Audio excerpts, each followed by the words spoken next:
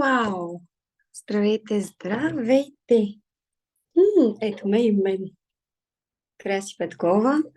Само да си на бекграунда, че днес имах една друга история, медитация. Много ми е драго, че сме заедно, че ме следвате, че сте в тази групичка. Благодаря ви. И така, втора част. Продължаваме. Тук говорим за талантите и как да открием своите таланти. Как да разберем, че имаме талант или ако имаме, знаем, че имаме талант, как да го проявим. Сега, аз ще пусна един тест, който много ще ви помогне за целта. Разбира се. И даже можем така да го разгледаме в момента.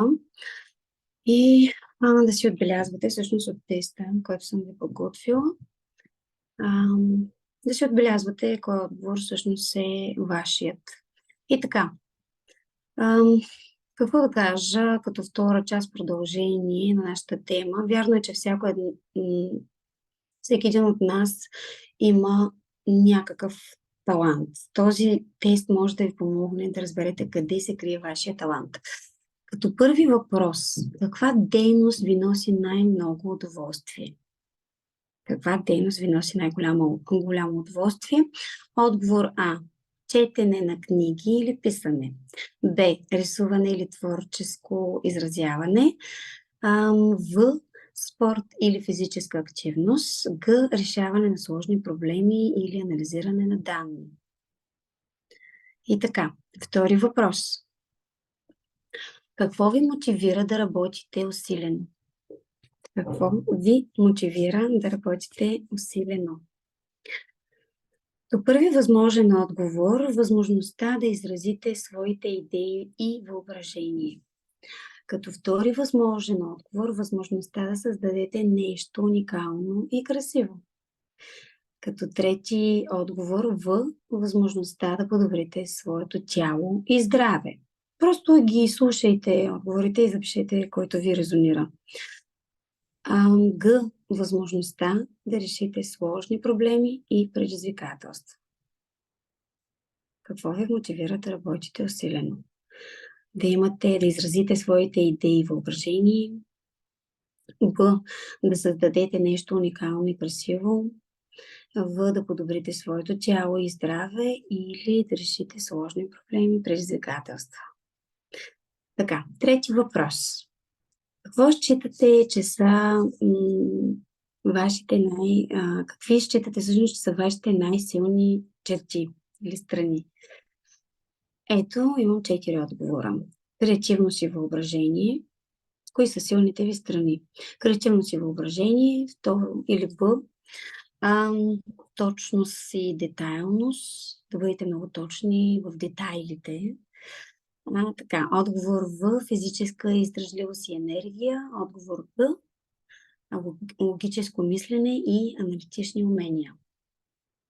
Какви считате, че са вашите най-силни страни? Креативност и въображение. А. Б. Точност и детайлност. В. Физическа издръжливост и енергия. Г. Логическо мислене и аналитични умения. Какво ми става? След тренировка явно. Така. И сега. Четвърти въпрос. Каква обратна връзка получавате от хората около вас? Като отговор А, че сте вдъхновяващи и мотивиращи. Като отговор Б, че сте талантливи и креативни. Като отговор В, че сте енергични и атлетични.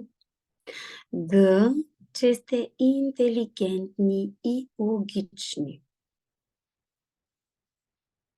И така, ако сте отбелязали, продължавам с пети въпрос. Последен. Какви хобита и интереси ви приличат най-много? Така. Значи А. Изкуство, музика, литература. Б. Дизайн, може би гражданарство, занаячи различни. Отговор В. Спорт, фитнес или активни дейности открито. И Г. Технологии, наука или математика. Сега, тези отговори, които преобладават с отговор А, вашите таланти са свързани с креативност и въображение. Вероятно сте добър писател, художник или музикант. Тези отговори, които преобладават повече с отговор Б, вашите таланти са свързани с изработване на неща, създаване. Вероятно сте добър дизайнер или градинар или занаятчия. Или просто умеете някакъв занаят, обичате да създавате някакви интересни неща. Отговор в Б. Вашите таланти са свързани с физическа активност и издръжливост. Вероятно сте добър спортист или може би фитнес ентусиаст, може би сте треньор по някакъв вид спорт. Нещо свързано с движение, с физика, физическа активност. И така, ако преобладава отговор Г, вашите таланти са свързани определено с логическото мислене и анализа. И вероятно вие сте много добър програмист, ако щете и шахматист, ако питате мен, инженер или научен изследовател, много добър изследовател. Надявам се този тест, макар и кратичък, ви дава някаква насока. Замислете се, може да го превъртите сега и отново да го направите. Ако съм избързала малко повече, защото искам да ви кажа много интересни неща и да ви дам една книга, която е уникална. Как да развиеш своите таланти. Открий силата си. И как да разкриеш и развиеш своите таланти от Джон Максуел. Тази книга предлага практически съвети, упражнения за откриване на вашия талант, както и за постигане на успех точно чрез вашия талант. Самия автор Джон Максуел, или не го изговарям може би много правилно, но ако намерите книгата "Открий силата си, как да разкриеш и развиеш своите таланти", той е известен ментор и мотивационен оратор, така че съветвам ви, може да я прелистите. Или ако не с него, може да се свържете с мен, разбира се, за да разкрием вашия талант и да направим още няколко теста, констелация, да разгледаме малко в рода ви, кой къде е добър, къде не, къде е и така. Този автор всъщност споделя точно, затова е много интересен, чрез своите собствени опити и стратегии за личното развитие, за успеха. Така, друг известен ментор на талантите или с таланти, това разбира се е Опра Уинфри. Тя е била вдъхновение за милиони хора по целия свят чрез своите таланти като телевизионен водещ, знаете, като продуцент, като актриса дори, филантроп, абсолютен. Опра Уинфри е постигнала огромен успех в кариерата си и е известна със своята способност да вдъхновява и мотивира другите да постигнат своите цели. Страхотен емпат от всичките интервюта, които съм гледала така с нея. Страхотно излъчване, много зареждаща дама, като се възхищавам и аз, така че може да закупите и нейна книга. За нея какво можем да кажем? Опра Уинфри започна своята кариера в медийния бизнес още на 19 години, когато е станала първата афроамериканка, която води телевизионно шоу или дневен, как се нарича, просто е била в телевизията в ранните си години, но е била единствената афроамериканка и е водила такова ТВ предаване. Въпреки че така накратко ви разказвам, въпреки че се е започнал с много скромни средства и почти без опит, Опра е успяла да се качи, да изкачи върховете на медийната индустрия, като се превръща в една от най-влиятелните успешни жени в света. Моя глас изчезва, защото до преди мъничко броях в една зала, говорих и така нататък. И така. Получих въпроси от вас, някой от вас. Може ли на късна възраст да откриеш таланта си и да постигнеш успех? Сега ще ви отговоря. Да, разбира се, има уникални примери, нали, както го казах, на хора, които разкриват в късна възраст своите таланти. Напълно възможно е да откриеш своя талант и да постигнеш успех. Всеки човек има потенциал и възможност да се развие, да развие своите способности, независимо от възрастта си. Даже колкото е по-такава възрастта си, той е придобил много опит, много много опитно е минал, много е видял, много е изпробвал, изпипал и сега знае.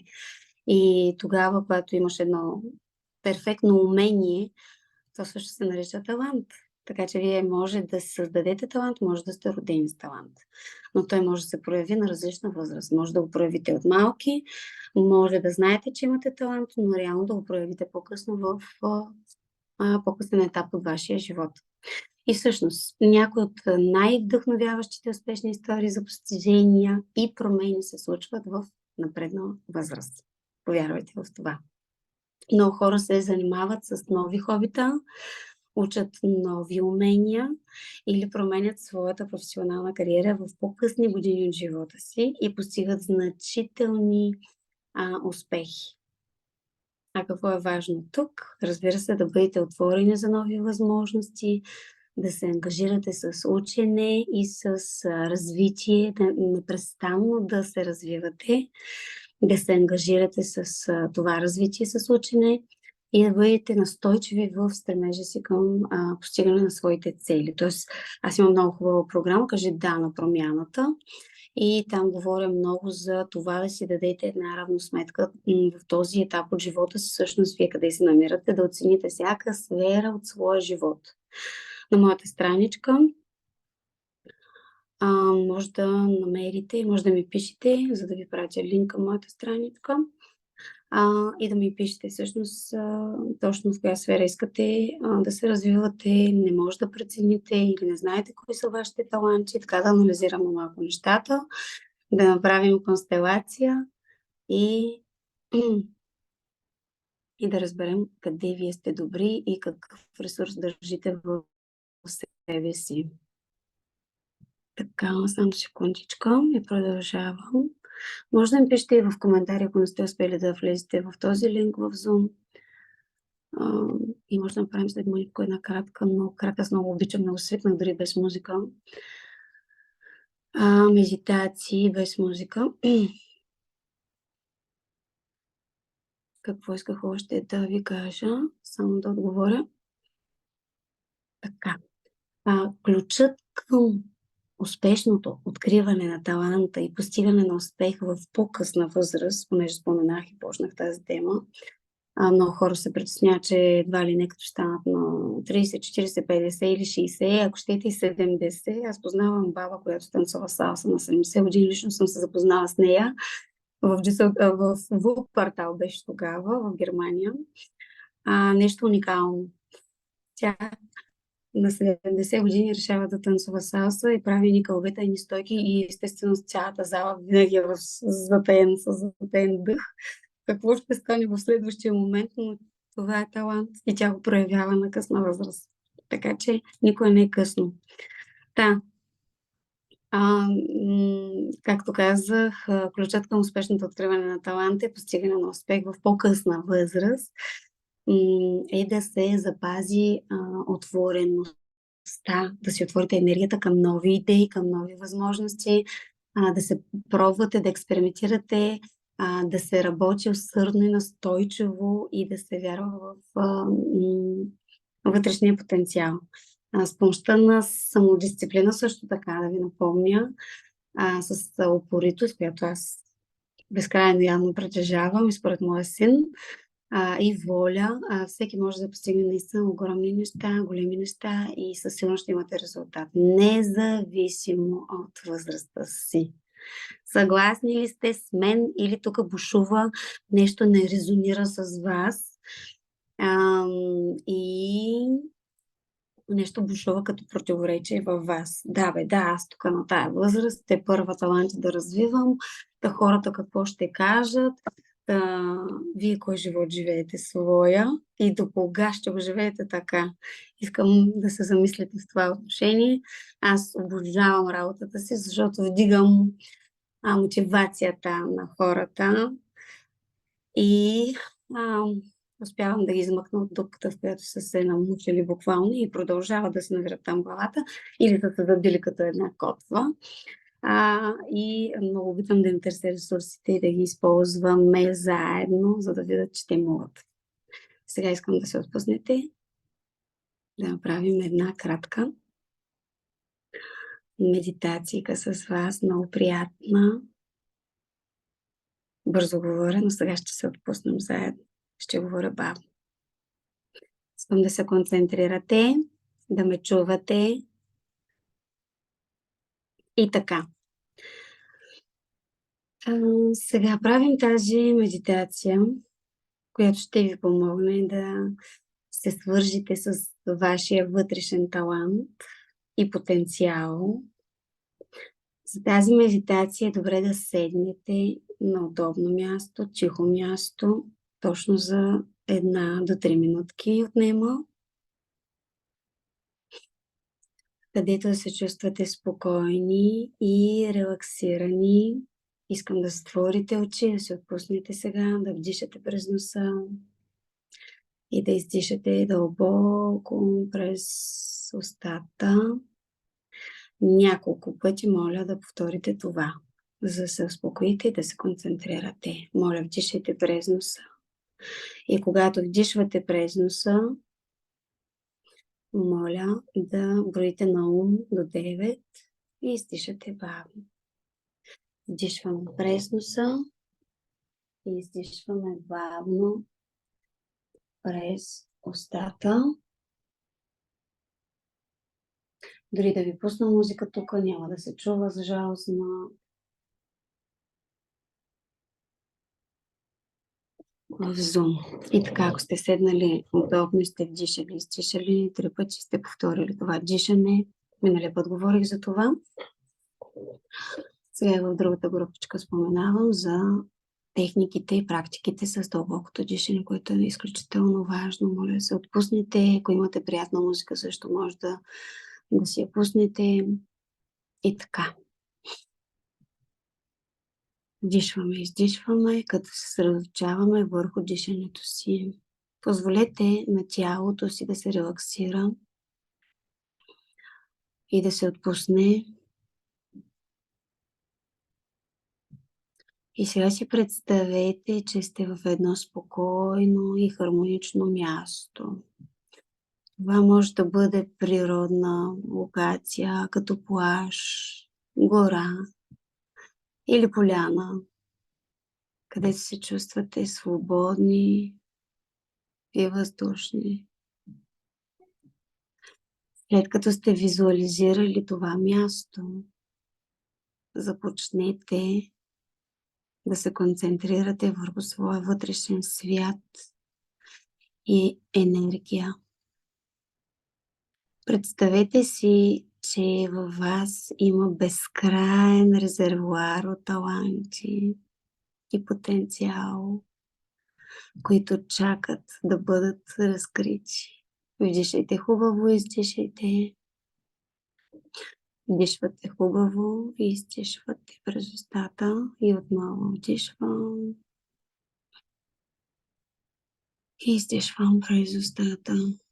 Започнете да се концентрирате върху своя вътрешен свят и енергия. Представете си, че има една светеща топка или светеща светлина. Много такава жълта, хубава, красива. Много приятно протича през вас. Това е вашата енергия. И позволете на себе си да се свържите с този вътрешен източник на енергия, на мъдрост и на талант. Почувствайте как енергията е сила и силата на вашето вътрешно аз се превръщат в светлина и топлина, която обгръща цялото ви същество. Продължете да вдишвате и издишвате дълбоко, като се наслаждавате на тази чувствена връзка с вашия вътрешен талант. Сега си представете, че този талант се разгръща пред вас да цвете. Дишайте отново и издишайте. Вдишайте отново и издишайте. Представете си тази красна светлина.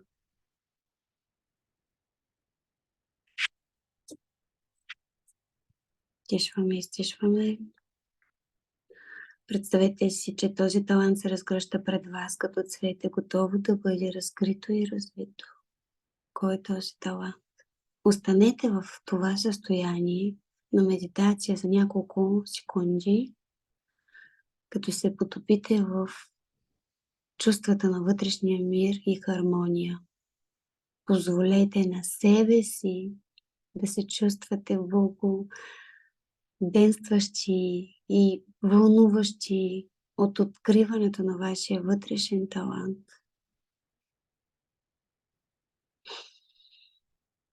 Позволете на себе си да се чувствате в благоденствие. След като сте готови, постепенно започнете да се връщате към настоящето си състояние. Бавно раздвижете пръстите на краката, пръстите на ръцете. Отворете очи. Вземете си време да се адаптирате към обстановката, в която сте, и да се насладите на чувството на спокойствие и вдъхновение, което сте изпитали по време на тази кратка медитация.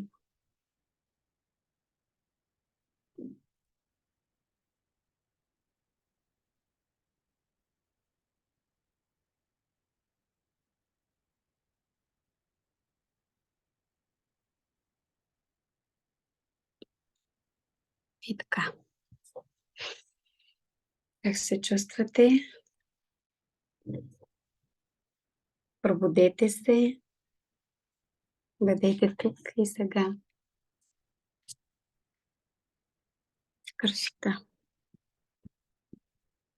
Отново и отново може да си пуснете всъщност тази медитация. Както разбрахте, е кратичка, изпълнима, лесно изпълнима, но трябва да станете наистина в покой и сами със себе си. Сега, исках още да ви кажа няколко неща. Понеже имаше и втори въпрос относно, значи първия за възрастта, но следващия въпрос беше талантите, всъщност кой може да притежава талант. Талантите са многообразни, разнообразни и могат да бъдат разкрити в различни области на нашия живот. Ще дам примери с някои от възможните таланти, които човек може да има. Значи, има видове таланти. Първият талант, това е креативният талант. Способността да създавате изкуство. Аз обожавам. Музика, литература, дизайн или други форми на творчество. Друг талант, това може да бъде логическия талант. Способността да решавате сложни проблеми, да анализирате данни или да разработвате стратегии. Човек може да има повече от един талант. Друг талант е физическия талант. Това го имаше в теста, сега го обобщавам. Физическият талант е способността да бъдете спортен, такава спортна натура, да танцувате, да свирите или да свирите музикален инструмент или да изпълнявате други физически дейности и внимание с лекота. Обикновено хората с таланти изпълняват всичко с лекота. И бих добавила думата елегантност. Много красива дума. Друг талант е емоционалният талант. Способността да разбирате и да усещате емоциите на другите. Да бъдете емпатични и разбиращи в отношенията си с хората. Аз за тук си открих 3. Пети талант. Социалният талант. Значи това е способността да се адаптирате, да създавате, да поддържате здрави и вдъхновяващи отношения с други хора. Да бъдете ментор, да бъдете лидер. В никакъв случай не бих пропуснала още 2 таланта. И това е предприемаческия талант. И мъже, и жени познавам такива с такива таланти. Да си предприемач, уникален талант. Способността да бъдете иновативни, да бъдете рисков и успешен в бизнеса. Това е предприемаческия талант. Учебният талант, способността да умеете да запомняте, да учите бързо и ефективно. Да запомняте информацията и да я прилагате в практиката. Така че това са само някои от многото възможни таланти, които човек може да притежава. Важно е да разберете своите собствени умения и интереси, да започнете оттам, изгледайте първото ми видео, направете си анализ, вземете химикал и тефтер и записвайте. И освен важното е наистина да разберете своите умения и интереси, но и да ги развивате чрез практика, обучение, упражнение. Да, ако имате въпроси, разбира се, може. Сега търся един пример да ви го дам.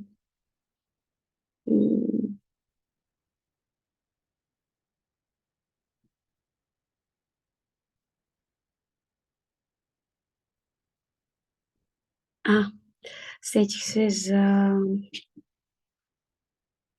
всъщност какво може да си направите. Human Design. Аз между другото скоро си направих. Преди време съм си правила, но частично сега излезе някаква много готина такава оферта. Така че ако познавате някой с Human Design, да ви направи според дата на раждане. Момент сам, може би някой, ако се интересува, мога да пратя линк. И тук получавам един въпрос. Според датата на раждане може ли да се определи таланта ни? Интересен въпрос и точно за това, между другото, пък може би предвиждайки, точно за това ви споменавам, че Human Design може да разкрие това и вие да се замислите. Може да не определи точно таланта, но може да определи според датата на раждане и часа на раждане всъщност вашия талант. Чрез психологията, аз като психолог, разбира се, и като ментор, разбира се, може чрез констелацията и тестовете, които имам, те, разбира се, индивидуално също ги съставям. Може да разберем в коя сфера вие сте много добри, къде ви е ресурса и да развием вашия талант и да го използвате като успех. Някои хора вярват, че датата на раждане може да представлява важен фактор за определянето на талантите и характеристики на човека.